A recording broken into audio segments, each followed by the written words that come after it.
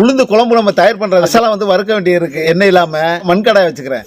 கருப்பு உளுந்து இப்போ சேர்த்துக்கிட்டு இருக்கோம். இந்த அப்படியே வறுன்னு நல்லா வறுக்கிறோம். அப்படியே வரமல்லி சேர்த்துக்குவோம். வறுன்னு வறுத்து மிளகு சேர்த்துக்கிட்டுருவோம். இந்த பிரட்டு அப்படியே பிரட்டி விட்டு வரமிளகாய் சேர்த்துக்கிறேன். இப்போ வெந்தயம் இப்போ சேர்த்துக்கிட்டுருவோம். இல்லை சேர்த்துக்கிட்டுறேன். இப்போ சீரகம் இப்போ சேர்த்துக்குவோம்.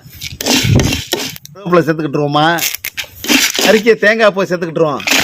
நல்லா நல்லா கிண்டி விட்டு மிக்ஸி சாரில் சேர்த்து ஒரு தாளிப்பு ஒன்று இருக்குது. தேங்காய் எண்ணெய் சேர்த்துக்கிட்டுருவோம்.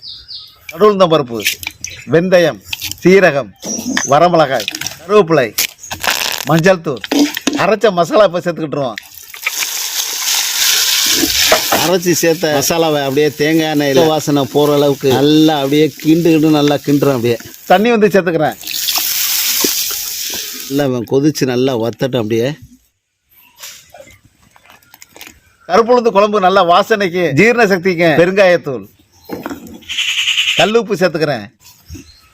காய்கறி இல்லாத நேரத்தில் கருப்பு உளுந்து குழம்பு வந்து நம்ம தயார் பண்ணலாம். அருமையான முறையில் வில்லேஜ் ஹெல்த்துப்புடி ஸ்டைலில் கருப்பு உளுந்து குழம்பு வந்து நம்ம தயார் பண்ணிட்டோம். இனிமேல் என்ன, நம்ம சாப்பிட வேண்டியதான். கருப்பு உளுந்து குழம்பு எப்படி தயார் பண்ணமோ அதே மாதிரி நீங்களும் செய்து சாப்பிடுங்க.